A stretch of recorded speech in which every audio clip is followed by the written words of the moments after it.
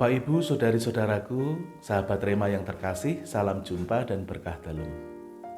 Hari ini Sabtu 24 Desember 2022. Bacaan diambil dari Injil Lukas bab 1 ayat 67 sampai dengan 79.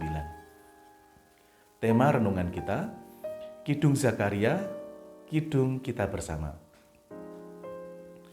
Saudari-saudaraku, sahabat Rema yang terkasih, kita tahu bahwa Kidung Zakaria merupakan salah satu dari 3 kidung terkenal yang juga ditulis dalam Injil Lukas ini.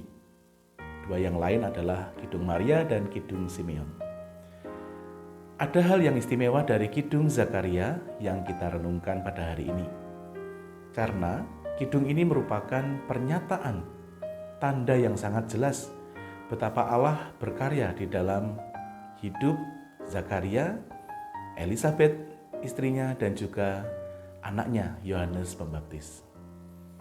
Ketika Zakaria mengucapkan kidung ini, dia sedang terbebas dari kebisuannya selama dia menunggu dan menantikan kelahiran Yohanes Pembaptis.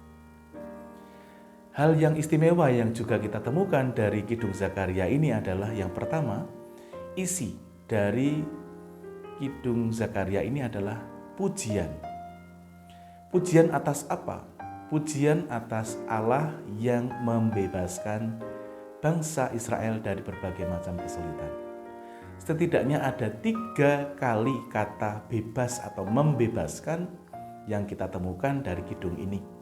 Ini menjadi wujud nyata betapa Allah ingin membebaskan bangsa Israel dari segala kesulitannya.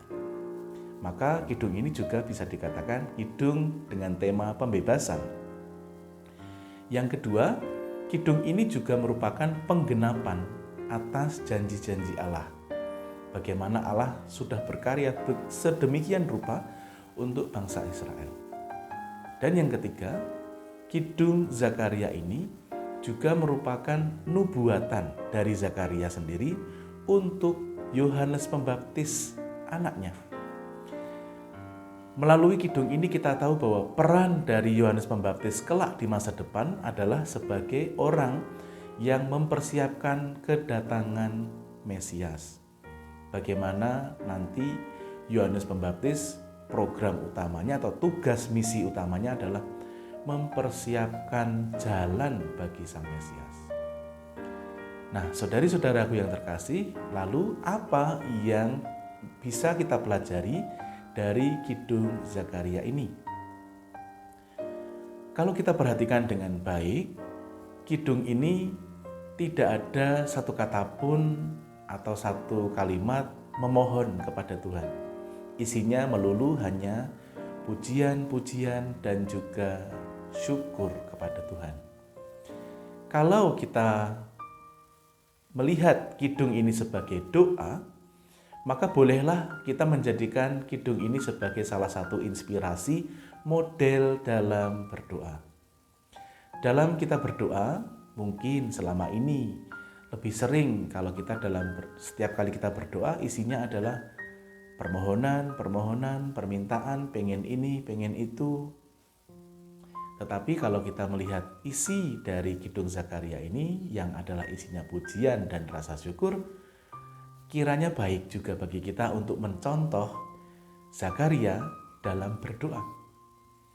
Kita tidak melulu dalam setiap doa-doa kita isinya hanya doa permohonan dan permohonan saja. Tetapi mari kita juga melihat sesekali atau mungkin semakin memperbanyak lagi porsinya dalam doa kita. Isinya adalah syukur dan pujian kepada Tuhan.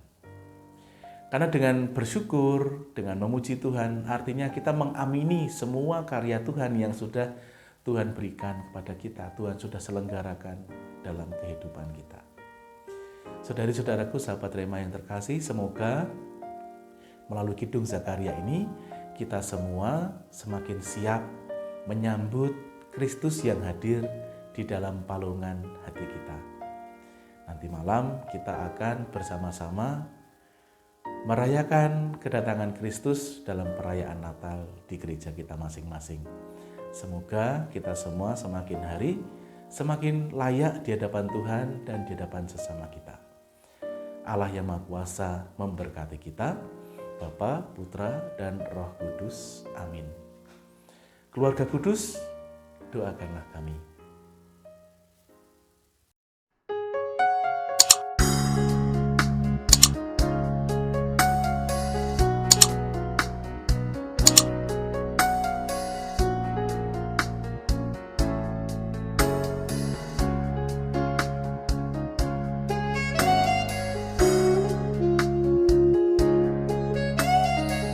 Sahabat Rema, sampai jumpa dalam program berikutnya.